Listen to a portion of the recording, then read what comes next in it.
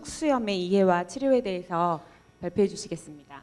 앞선 강의에서 이제 퇴행성 척추 질환으로 인해서 척추관 협착증이 나타난다든지 디스크로 인해서 기계적으로 신경이 눌려서 그 허리 요통이나 저림이 있는 질환에 대해서 설명을 드렸는데요. 제가 소개드릴 질환은 척추에 나타나는 염증성 관절염입니다. 그래서 척추에도 류마티스 관절염처럼 염증을 일으키는 관절염이 척추 관절염이 나타날 수가 있는데요. 이때는 요통의 양상이 약간 좀 다릅니다. 그래서 우리가 요통은 굉장히 흔히들 겪는 증상이지만 그 요통의 특징이 다음과 같은 특징이 있을 때는 염증성 요통이라고 우리가 부르고 있고요. 이런 염증성 요통일 때는 척추 관절염에 의한 요통이 아닌지 한번 생각을 해봐야 됩니다.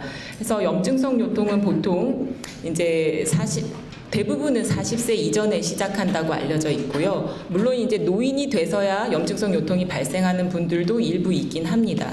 그리고 염증성 요통은 하루아침에 갑자기 아픈 것보다는 언젠가부터 서서히 아팠고 점점 심해지는 양상을 보이고요.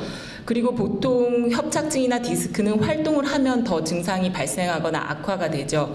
그런데 염증성 요통은 오히려 활동을 하면 나아지는 양상을 보입니다. 그리고 대개는 허리가 아프거나 다리가 아프면 앉아서 쉬거나 그럼 나아지는데 이 염증성 요통은 오히려 누워있거나 오랫동안 같은 한 자세로 있었을 때 통증이 더 심해지는 양상을 보입니다. 그리고 염증성 요통의 또 하나의 어떤 진단적인 힌트를 줄 수가 있는 게 소염진통제를 복용했을 때 좀 효과가 굉장히 좋습니다. 이런 증상들이 5가지의 특징 중에 4가지에 해당이 된다라고 하면은 염증성 요통이라고 우리가 얘기를 하고 있고요. 염증성 요통이 있으면 척추관절염을 한 번쯤 의심을 해봐야 됩니다. 척추관절염의 대표적인 질환이 강직성 척추염인데요. 강직성 척추염은 이제 그 골반 중에서도 우리가 꼬리뼈라고 부르는 천골과 골반 양쪽 장골이 만나는 이 천장관절, 엉덩엉치관절에서 염증이 시작이 됩니다. 그래서 초기 증상은 엉덩엉치 쪽이 아프거나 요통, 방금 설명드린 염증성 요통으로 질병이 시작이 되는데요. 이런 척추 증상 외에도 다양한 증상이 동반이 될 수 있다는 겁니다.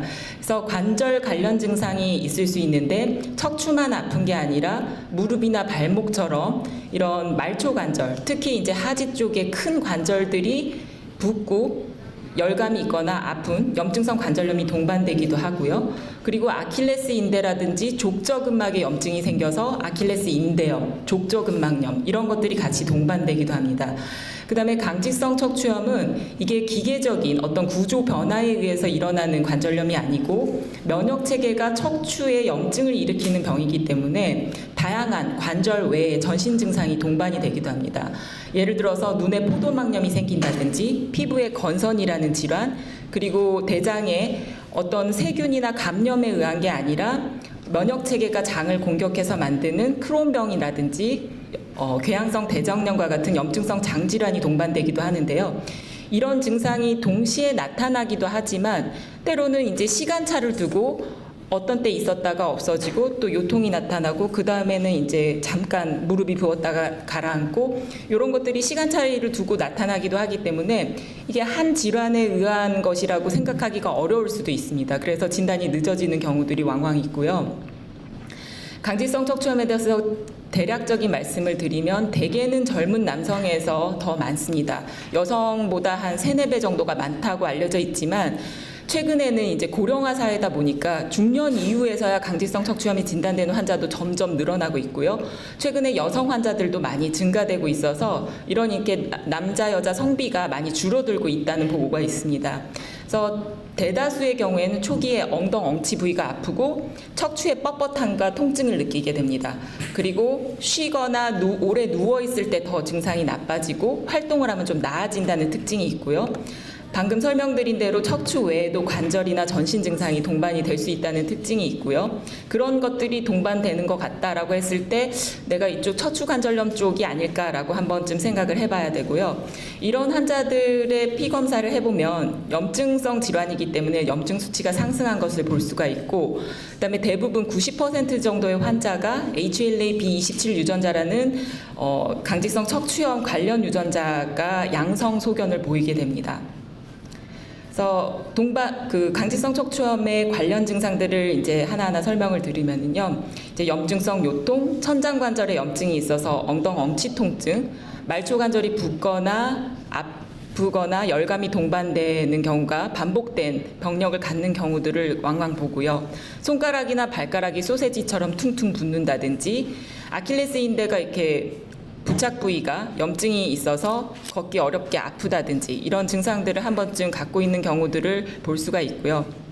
물론 다 나타나는 것은 아닙니다만 그 외에 40% 정도의 환자에서는 관절이나 척추 외에도 이제 피부의 건선이라든지 특히 건선이 있는 환자는 손톱이나 발톱이 이렇게 일견 보기에는 손발톱 무좀 같지만 무좀이 아니라 이런 질환에 의해서 생기는 손톱 변화, 발톱 변화가 있을 수 있고 포도막염이라든지 염증성 장질환이 동반되는 것을 볼 수가 있습니다.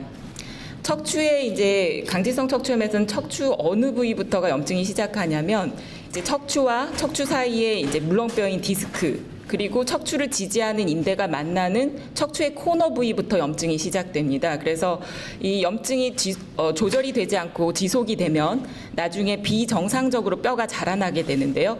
뼈가 자라나서 서로 붙게 되면 마치 척추와 척추 사이에 다리가 놓이는 것처럼 뼈가 융합되는 양상을 보이게 됩니다. 그래서 강직성 척추염이라고 우리가 부르게 되고요. 그래서 강직성 척추염이 점차 진행되면은 척추가 서로 분절 운동을 해야 되는데 이게 통뼈처럼 굳어버리기 때문에 환자들은 이제 운동 범위가 점점 감소하게 되고 척추도 구조적으로 이렇게 굳게 되죠. 그래서 심한 경우에는 이제 경추까지 붙어버리면 환자들이 이제 앞을 보고 생활을 해야 되는데 정면을 볼 수 없고 땅을 보고 걸어야 되거나 또는 이제 옆을 볼 때 고개를 돌리는 게 아니라 고개를 돌릴 수가 없기 때문에 이렇게 몸을 돌려서 옆을 바라보게 되고요. 그다음에 반듯하게 누워서 주무실 수가 없게 됩니다.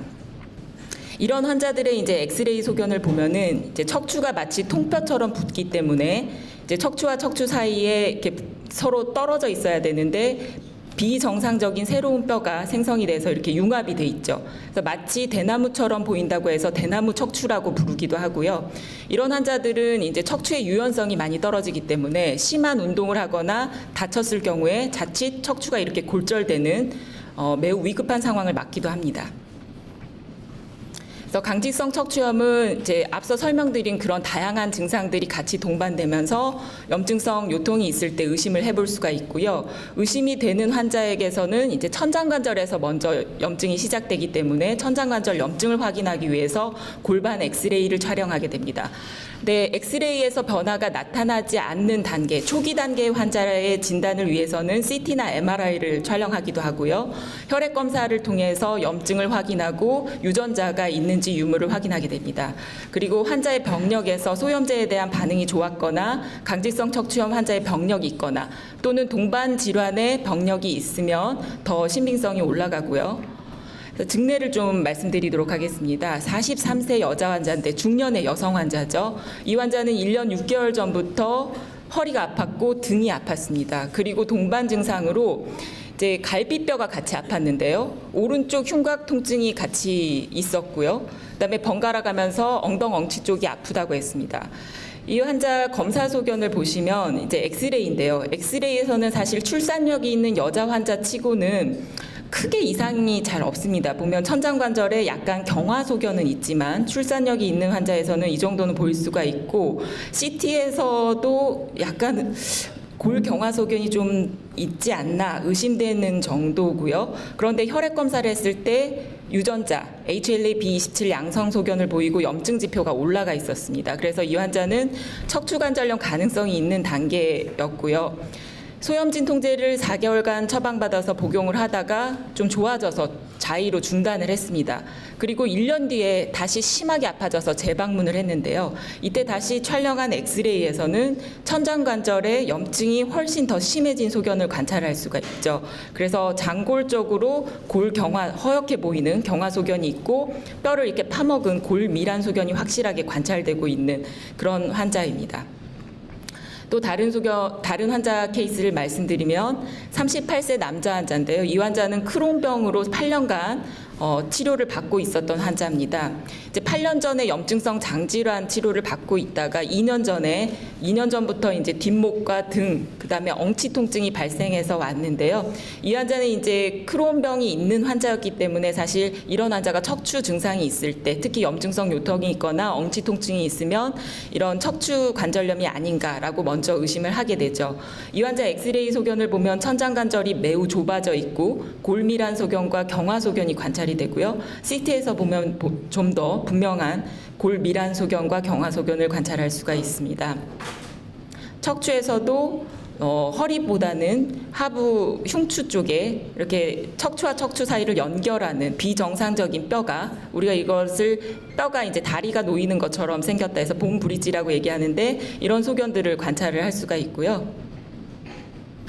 그래서 이런 척추 관절염 환자에게 치료는 일단 염증성 관절염이기 때문에 염증을 조절하고, 그래서 궁극적으로는 비정상적으로 뼈가 자라나서 척추가 굳는 것을 예방하는 게 치료 목표가 되겠습니다.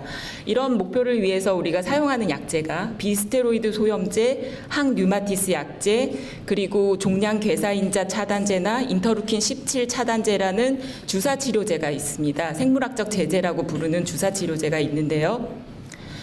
비스테로이드 소염제를 주면은, 아까 이제 앞선 강의에서도 김순봉 교수님이 얘기하셨는데, 아니 나는 치료를 받으려고 왔는데 왜 진통 소염제를 주느냐, 이거는 그냥 일시적으로 증상을 좋아지게 하는 게 아니냐라는 말씀을 하실 수가 있는데요. 강직성 척추염에서 비스테로이드 소염제는 그렇지가 않습니다. 이 강직성 척추염에서 비스테로이드 소염제는 치료의 근간이 된다고 할 수 있겠는데요. 1차로 써야 되는 약제이고요. 왜냐하면 이 강직성 척추염의 문제는 진행할수록 척추가 굳어가는 게 문제잖아요. 그런데 꾸준하게 소염제를 복용했을 때 척추의 구조적인 변화를 억제시킬 수 있다는 그 데이터들이 있습니다. 그래서 우리가 강직성 척추염 환자가 오면 1차적으로 다양한 비스테로이드 소염제를 처방하게 되고요. 그리고 말초관절 질환, 무릎이나 발목이 붓고 아프다든지 인대 염증이 있다든지 그러면 항류마티스 약제를 같이 처방하기도 합니다. 그리고 이런 먹는 약 치료에 잘 반응하지 않거나 매우 증상이 심해서 빠르게 효과 개선을 원한다고 하면은 생물학적인 제제인 종양 괴사인자 타잔제, 인터루킨 17 차단제라는 염증 물질을 중화시켜주는 주사 치료제를 쓰게 됩니다. 그리고 초기 환자든 진행된 환자든 항상 우리가 운동을 꼭 시키라고 하는데요. 이제 이런 약물 치료가 가장 중요하긴 하겠지만 운동과 재활 치료를 같이 했을 때 환자의 신체적 기능이나 척추 운동성을 유지하는 데 훨씬 좋은 효과를 보인다는 거죠. 그래서 아까 다양한 비스테로이드 소염제가 1차 치료제라는 거, 그리고 말초관절 증상이 있거나 포도막염이 있거나 다른 관절의 증상이 있을 때 항류마티스 약제를 병행하기도 하고요. 그리고 좀 더 빠른 효과, 그리고 굉장히 심한 환자인 경우 먹는 약물 치료로 효과를 보지 못하는 환자의 경우에는 TNF-알파나 인터루킨 17 차단제와 같은 주사 치료제를 사용하고 있습니다.